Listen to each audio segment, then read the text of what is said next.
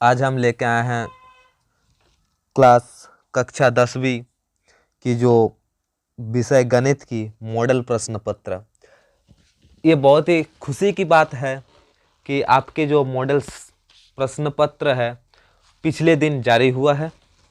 आज हम गणित विषय की मॉडल प्रश्न पत्र के बारे में चर्चा करते हैं। आंसर तो सभी विषय में दिया हुआ है, आंसरों पर पूरा भरोसा नहीं कर लेना है, क्योंकि कुछ कुछ आंसर का जो आंसर कीज में है वह गलत दिया हुआ है, तो उसे देखिए।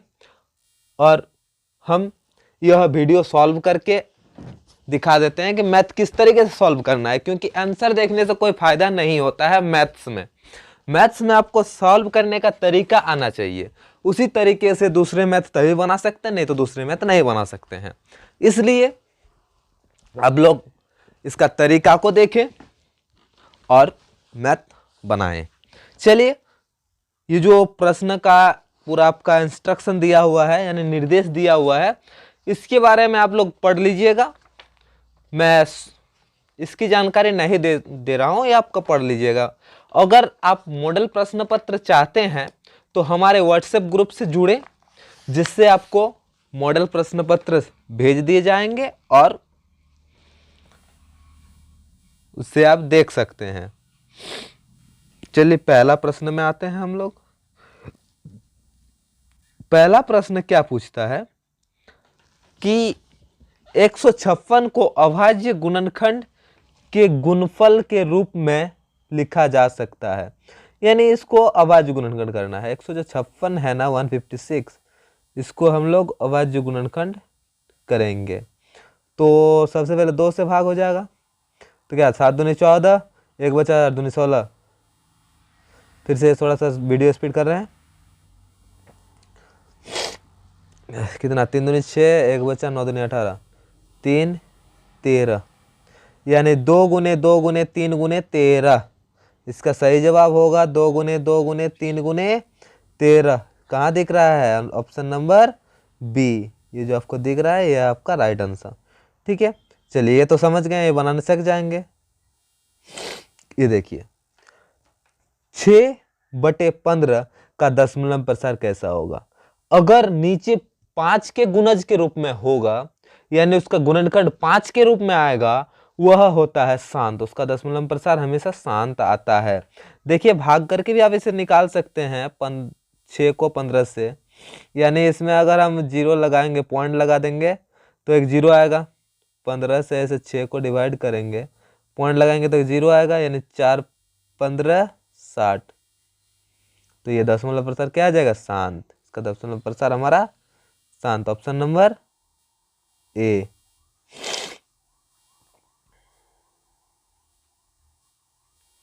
दूसरा देखिए, किसी बहुपद px के लिए ग्राफ आकृति में दिया गया है। बहुपद के शून्यांकों की संख्या ज्ञात करना। शून्यांकों की संख्या ज्ञात करना ये आप लोग पहले ही सीखे हैं, 2.1 का क्वेश्चन है। देखिए, ये जो है शून्यांक निकालना, यहाँ पर जितने बार x अक्ष में काटेगा, ये जो अक्ष दिख रहा है आपको, ये x अक्ष है, इसमें कितना बार बिंदु काटा है? 1 2 3 4, 4 बार काट रहा है, तो इसका आंसर हो जाएगा 4। ऑप्शन नंबर बी, ये आंसर आ जाएगा आपका। चलिए, कोई दिक्कत नहीं है, दिक्कत नहीं होना चाहिए। दूसरा, चौथा नंबर देखिए, द्विघात बहुपद x² - 7x + 12 के शून्यांकों का योग निम्न में से चुने।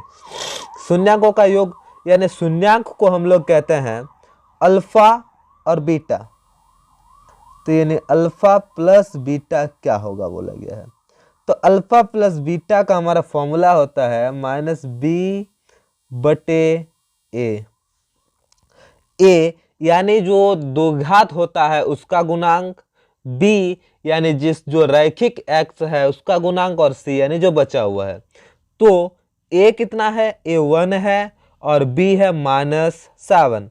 तो -7/1, माइनस माइनस प्लस, तो हो जाएगा आपका 7। तो इसका सही जवाब है 7। ऑप्शन नंबर बी, ये जो दिख रहे हैं ना, 7 + 7, यही आंसर है आपका। चलिए, बनाने सीख गए। Alpha plus beta equal to -b/a होता है। चलिए, इसे बना लीजिए, देख लीजिए। रैखिक समीकरण युग्म a1x plus b1y plus c1 is equal to 0 तथा a2x plus b2y plus c2 is equal to 0 का कोई हल नहीं होगा। तो देखिए कोई हल नहीं होगा, तब कोई हल नहीं होगा जब क्या होगा कि a1 बाय a2 बराबर b1 बाय b2 बराबर नहीं होगा c1 बाय c2 के, तब जाके ये जो हल होगा वह कोई हल नहीं होगा। तो ये कौन सा ऑप्शन दिख रहा है आपका? ए नंबर, a1 बाय a2 बराबर b1 by b2 not equal to c1 by c2। तो ये आपका राइट आंसर होगा। ठीक है, 5 का कोई हल नहीं जब 2 बराबर होगा और 1 बराबर नहीं होगा, यानी ऑप्शन नंबर ए।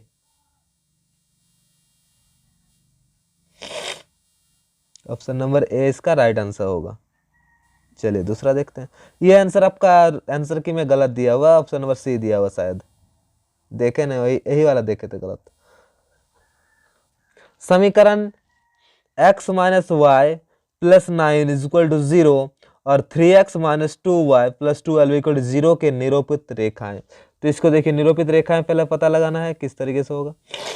तो इसका a1 क्या है? 1 है, और इसका a2 क्या है? 3। a1 यानी जो x के साथ गुना है, और a2 यानी जो दूसरा समीकरण में x के साथ गुना है। और क्या दिया हुआ है? b1 क्या है? -1 बटा -2, यानी ये तो बराबर नहीं है। और ये क्या है? बराबर 9/12, यानी 3 तिया 9 और 3 चौका 12। इसमें कोई बराबर नहीं है।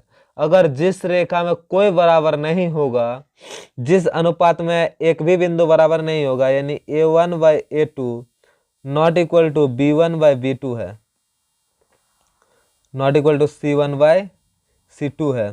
तो ये अगर तीनों बराबर नहीं आएगा तो उसका केवल एक ही हल होता है, और रेखा प्रतिच्छेदक रेखा होता है। एक ही हल होगा और वह प्रतिच्छेदक रेखा होगा। तो ऑप्शन नंबर सी इसका राइट आंसर होगा। ठीक है, चलिए नेक्स्ट देखते हैं। समीकरण युग्म 2x plus Y equal to 6 और 5x minus Y equal to 1 का हल है।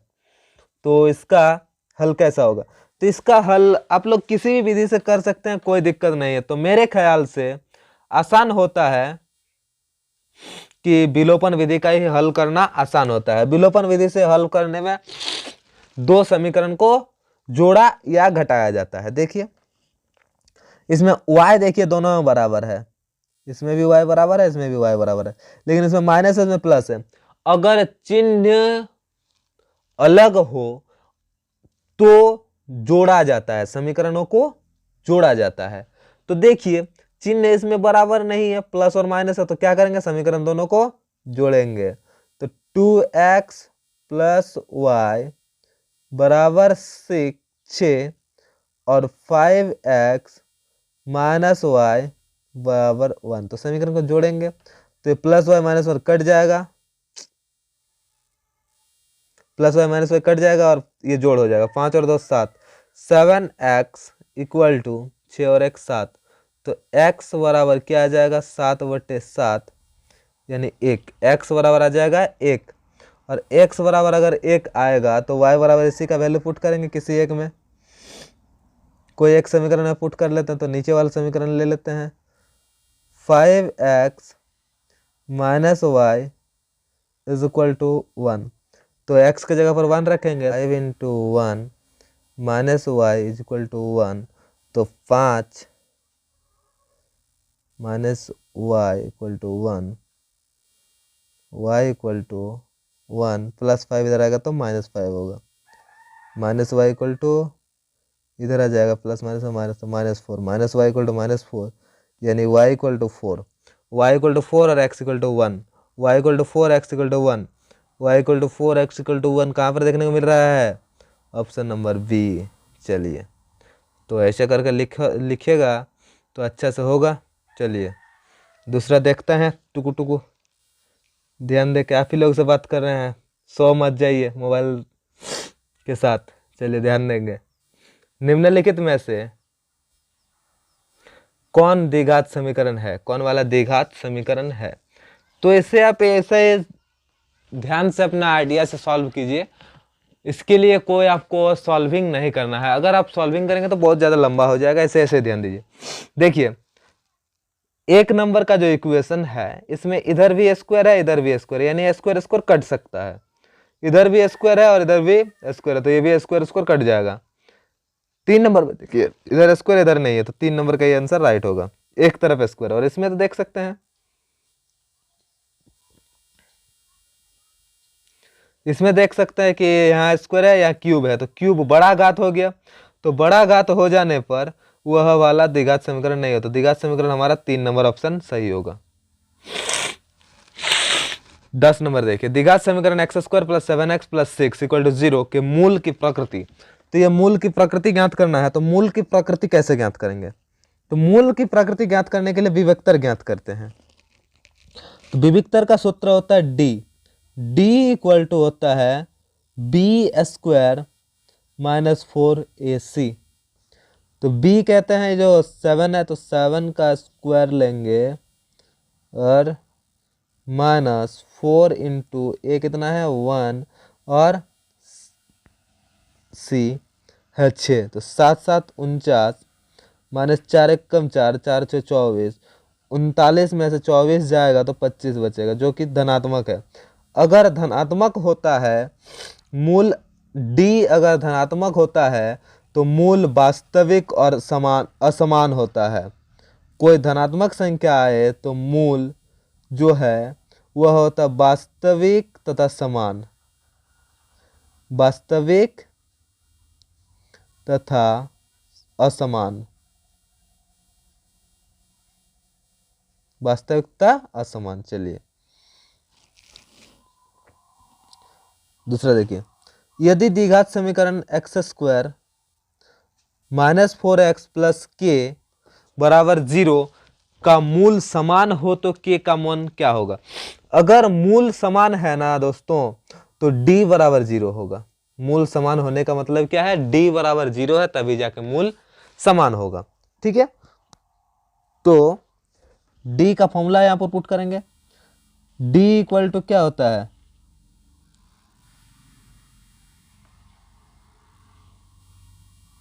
d इक्वल टू होता है बी स्क्वायर माइनस 4ac होता है। तो d 0 है बराबर b क्या है? माइनस 4 का होल स्क्वायर।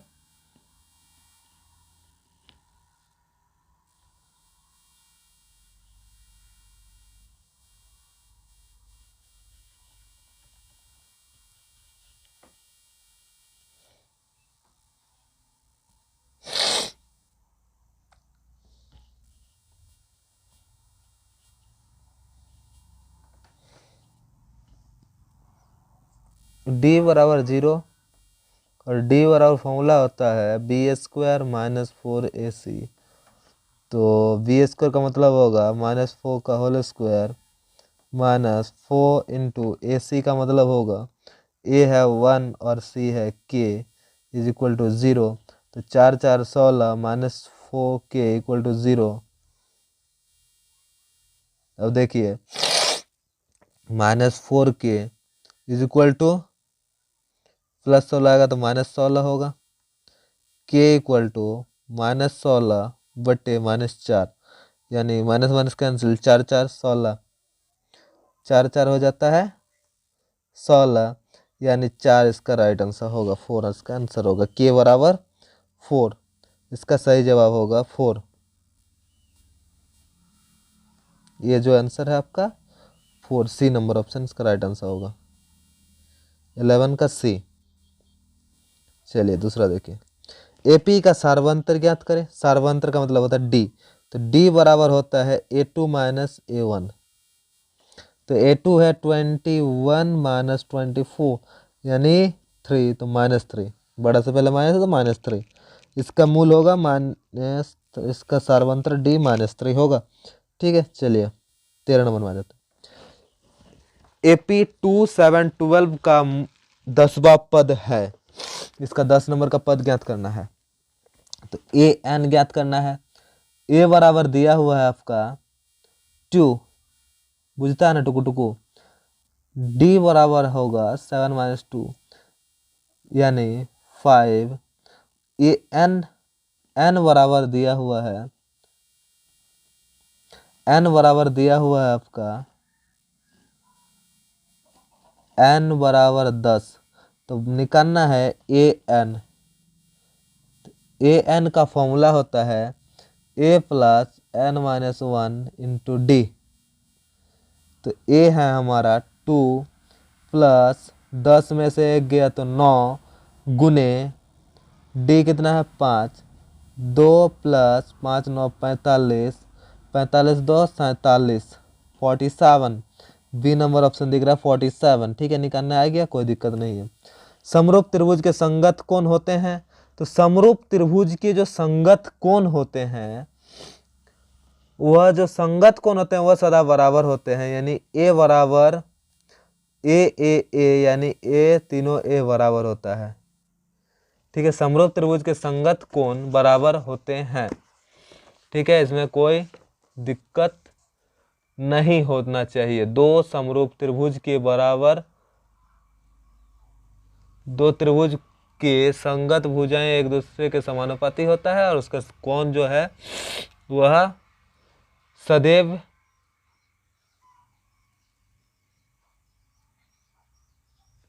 बराबर होते हैं और भुजाएं समानुपाती होते हैं जो बराबर है। ठीक है, कोई दिक्कत नहीं है। उसके बाद क्या कहा गया है 15 नंबर क्वेश्चन, ट्रायंगल एबीसी में यदि डी ई बराबर perpendicular parallel D E parallel to BC है, D E parallel to BC है, तो BD बराबर 7.2 और ए बराबर 1.8 सेंटीमीटर, इसी बराबर 5.4 सेंटीमीटर। तो AD का मान ज्ञात कीजिए। देखिए, अगर दो बिंदु पैरेलल है तो इस तरीके से करते हैं इसको, AD बटे BD बराबर ए बटे EC। AD है आपका दिया नहीं है, तो AD के जगह पर हम AD ही लिख देते हैं। BD 7.2 है, AE है हमारा 1.8 और EC है 5.4। तो AD बराबर हो जाएगा 1.8 इंटू 7.2 बटे 5.4। इसको कैंसिल करेंगे तो आएगा 3 18 54 और 3 3 24 72। 2.4 इसका राइट आंसर हो जाएगा। 2.4 इसका राइट आंसर हो जाएगा, ऑप्शन सी। चलिए, इस वीडियो में आप 15 तक ही देखें, नेक्स्ट वीडियो में आपका 15 के बाद से आएगा।